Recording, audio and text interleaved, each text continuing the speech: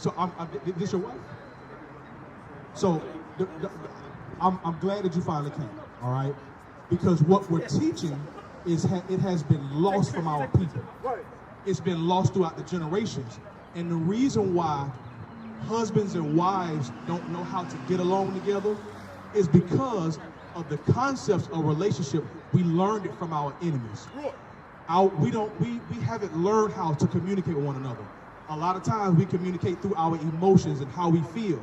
We don't know how to lead our house as men, and as wives learn how to be that support for a husband. The entire nation of our people rest in the marriage. Watch this real quick. That's why I'm reading this, because I'm glad that you came over. Read. Ecclesiasticus chapter 25 and verse 1. Bring it out. In three things I was beautified and stood up beautiful both before God and men. So what we're getting ready to name, God says he's proud of these things. All right, read. The unity of brethren. So we can all agree that unity is important for our people, right? Let's keep it real. A lot of times we go out, we go hang out, people go to different places. It's always a fight. Somebody mad at each other. We're killing each other, and we the only ones that do it. And we the only nation of people that has music that's killing each other, and then the sisters be dancing to it. Hey, I'm gonna shoot this. I'm gonna steal what Trey song, Mr. Steal Your Girl, and you gonna go dance to that? Why would I want to celebrate stealing another man's girl? Y'all share seed together. You procreate. Who you are as a man, who you are as a woman gets passed down through your seed. They live on through you. Why would I want to try to break up a happy home? God says he beautified. First one again, read. The unity of brethren. So us coming together as people, God says that's a beautiful thing to him. Read. The love of neighbors. So us loving each other, right? We can all agree. Sister, what's your name? Shakira, what's your name? Shakira and Deacon. Are y'all a couple? No. Okay. What's your name, brother? Dominique. Can we all agree that our people would survive and thrive better if we were able to unify? Can we agree? Right. So he says that, what's the first one again? The unity of brethren. So one thing that God says is beautiful is the unity of brother. But watch the next thing. Read. The love of neighbors. Read. A man and a wife that agree together. Now, why do you think God honors a man and a wife that agrees together? Why you think it is this? Why do you think this?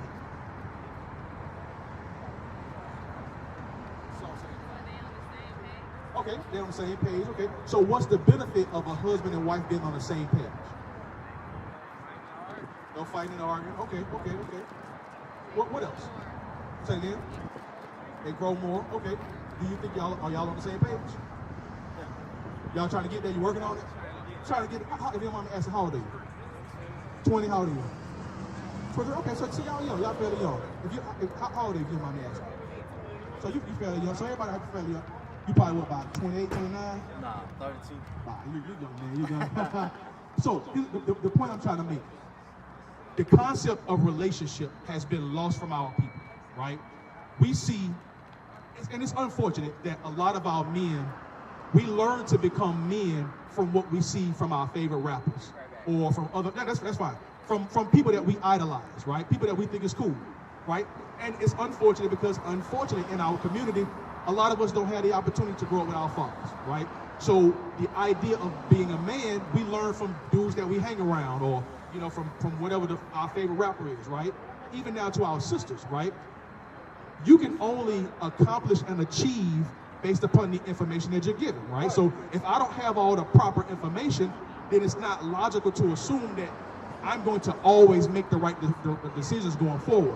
So there has to be some type of a change that takes place in what we learn. In this case, when it says a husband and wife that agree together, everything that y'all said is 100% correct. 100% correct. It's not just the fussing and fighting. You got to understand that a nation is built on, give me Psalms 144 and verse 12. I think Psalms 144 and 12. Entire nations are built on the back of a strong man and a strong woman. Entire nations. And I'm going to show you how important that is and how God, listen, this Bible is full of scriptures about how to become a man. How the woman's supposed to deal with her, how she's supposed to deal with her husband. And notice I keep saying husband and wife, because the concept of boyfriend and girlfriend, the Bible doesn't teach that. The reason it does, okay, so let's get this first, and then I'm explaining what I say about it. Read Psalms 144 and verse 12. It's the book of Psalms, chapter 144 and verse 12. That our sons may be as plants grown up in their youth. So it starts off by talking about the man. It says that our sons may be, read again. That our sons may be as plants grown up in their youth. Right. So our sons may be as a plant grown up in its youth. So let's look at this tree, for example, right? These trees are very, can we agree that trees are stable? They're stable because the taller that a tree is, the deeper into the ground the roots go.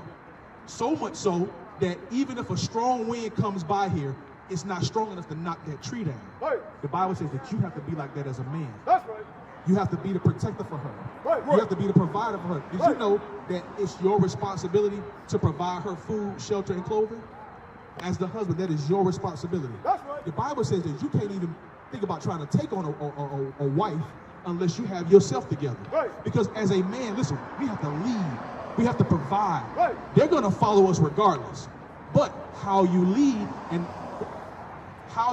is going to determine the outcome of your family. That's the responsibility that rests on our backs as men. So her well-being is your responsibility. Right. You understand?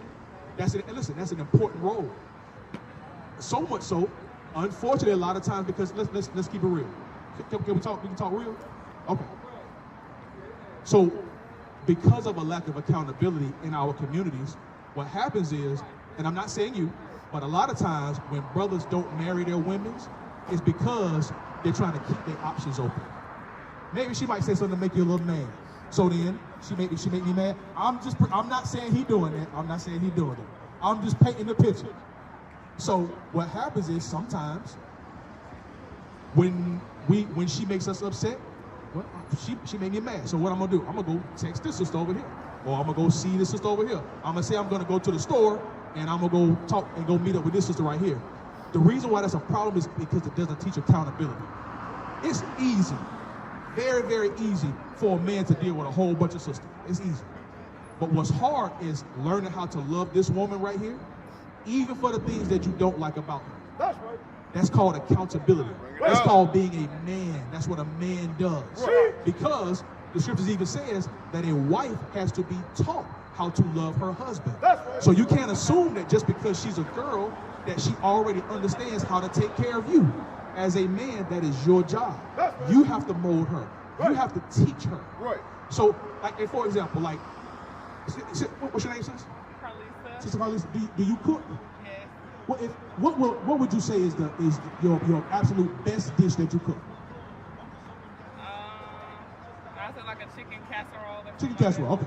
So let's say I'm gonna use that as an example. So let's say that you're really good at making chicken casserole, but another guy that you dealt with, that was his favorite dish, right? So then you get with him and you start making chicken casserole, and he gets mad at you every time you make chicken casserole. But you're like, well, I'm trying to make you something to eat. What happens is a lot of times is we take from other relationships and we bring it into our current relationships, thinking that it's going to make this new person happy. That's not how relationships work. You have to take the time to get to learn what this man likes.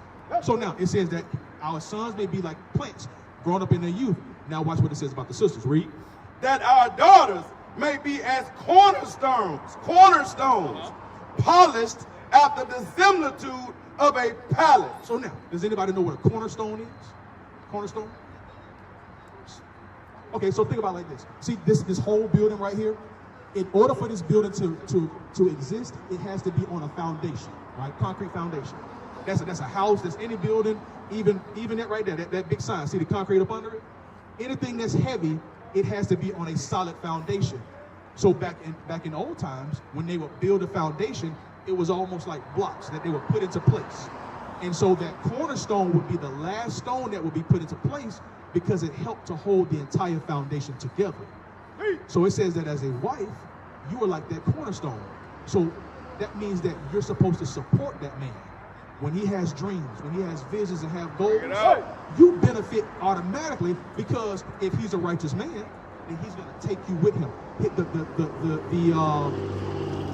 the things that he acquires in life is going to automatically pass down to you. Right. And it not only pass down to you, but to your children as well too. Right. But we've lost that. That's right. We've lost the responsibility. We've lost the accountability. So now it's, I'm mad at you mad at me, I'm going to separate. Now, give me Leviticus 19:29. Explain that. So now we get mad at each other, we just separate, and then what ends up happening? You go deal with another dude, you go deal with another woman, and then this cycle of just fornication and bad marriages and children out of the way, it just keeps going. Right. It keeps going. And nothing ever gets better. That's what I'm saying. I'm glad you came over. Understand? Now, I know you were trying to get him to come over. That was God that was calling you over. That's right. Understand, y'all, especially at this young age, this is the perfect time. This is the perfect time. You make sure you do her right. But Right. you also make sure you do him right. Right. We got to start supporting one another. That's right. When y'all have issues, talk it out. Don't be so mad to get, oh man, you ain't listening. We got to learn how to talk to one another. Right. I know. I'm saying what I'm saying because listen. I done been down that road before. We speak heavily from our emotions because we haven't been taught how to sit down and say, you know what? Stop yelling. Let's sit down and talk. Because let's keep it real. When you yelling at him, is he listening? He ain't listening. Right. When you yelling at her, is she listening? Have you been in a relationship where you had to do some arguing and fight? That other person ain't really listening. So it makes more logical sense that as adults, instead of fussing and yelling, how about we sit down and say, you know what? I didn't expect that from you. Right. I know you may be upset, but understand I'm still a man. And I want you to talk to me with respect. You Right. want respect? Right. Then you give me that same respect. Right. So let's figure out what this issue is. Okay, why are you mad? And then you listen. And then you make the adjustments as the man. You rule your house. You guide your house. But you have that power. I'm telling you, as Most High God is my witness, if she's a righteous woman and if she really loves you, she's going to follow you. That's right. But you have to be a leader. Right. Read that. Leviticus chapter 19 and verse 29. Do not prostitute thy daughter to cause her to be a whore. So now, we know what prostitution is, right? Prostitution. That scripture, though, is actually talking about the concept of boyfriend and girlfriend. Let me explain why. So think about it like this. Let's say, I'll use the same example. Let's say y'all get mad at each other and now y'all argue, right? Are you married? Okay, good, okay. So I'm sure you done, how long you been married? 7 years. 7 years. Okay, so I'm going to use you as an example in a second about your relationship. But have you ever been to a point in your relationship where y'all get so sick and tired of each other, and then, well, maybe not y'all, you've been married 7 years, but a lot of times in a relationship, what happens is we get mad at each other, and you separate, you go different ways, right? You break up one another, and then what happens? You find a girl, you find another man, vice versa, right? Right. And then you end up laying with that new girl, you end up laying with that new man. Right. So when it says don't prostitute your daughters to cause them to be a whore, what that means is when you lay down with that woman, Right. it is your duty and responsibility to make her your wife. That's right.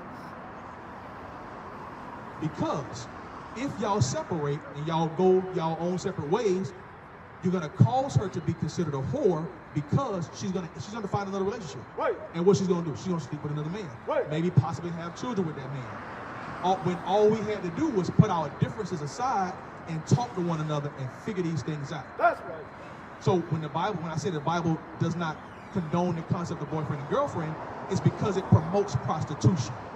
And let's keep it real. You'll find another woman and you'll lay down with that woman, but you're going to be making that woman a whore as well too, if you don't marry her. That's right. Give me the law. Give me the law. Let me show you what the law says. Because that's what the Bible is. It is from beginning to end. It is our culture. God never gave us a religion. You're not going to find religion in that Bible. No Islam, no Christianity. It is not in that Bible. That's right. What God gave us was a culture.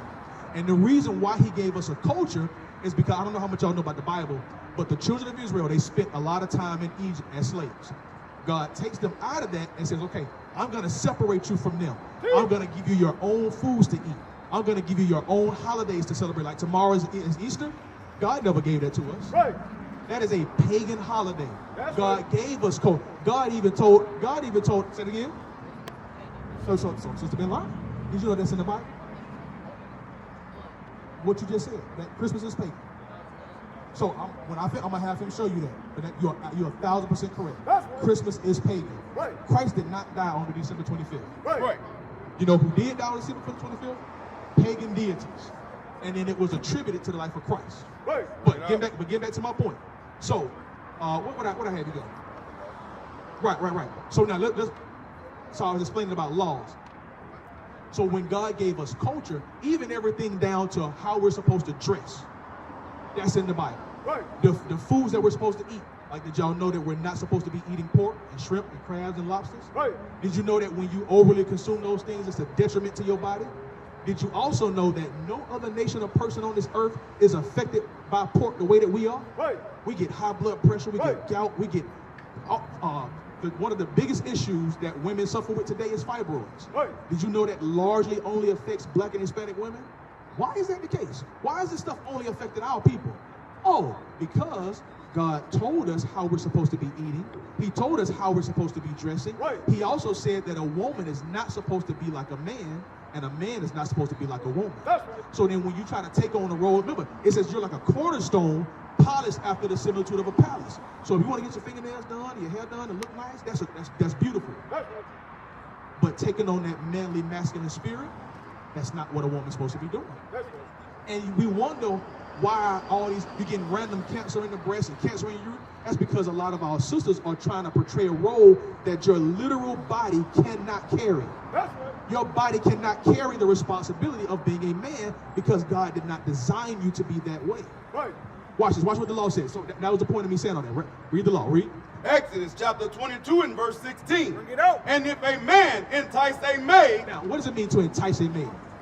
I mean, slide in her DMs, send her them little text messages, right? You know, how did y'all meet, if you don't mind me asking? Through parents? Okay, so y'all kind of knew each other for a little while. Who said something to who first? You said something first? Was it a text message, or you kind of pulled it to the side? Whatever it was you said, it worked, because she here. Right? So it worked, right? So it says, when a man entices a maid, read. that is not betrothed. Wait, so now, was she married when you started talking to her? Okay, so read on top. And if a man entice a maid, So you start spitting that game. I said, whatever it was you said, it worked, because she's here, right? But look though, what I appreciate the most is I don't even know if you caught it. Look how close she's standing to you. That matters. I pick up on stuff like that. Right. Like, she really trusts you. I don't know if you ever thought that she did or whatever. You can tell by how close she's standing to you that she really does trust you. What is a nation?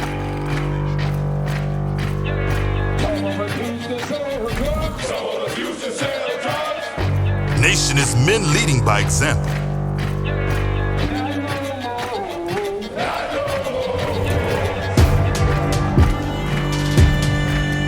Nation is family.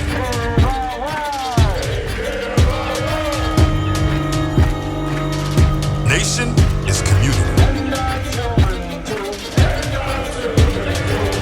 Nation is children with role models.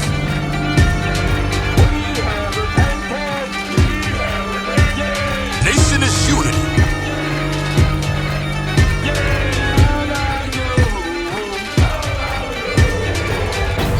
Nation is you. And finally, my brethren, be strong in the Lord, His word,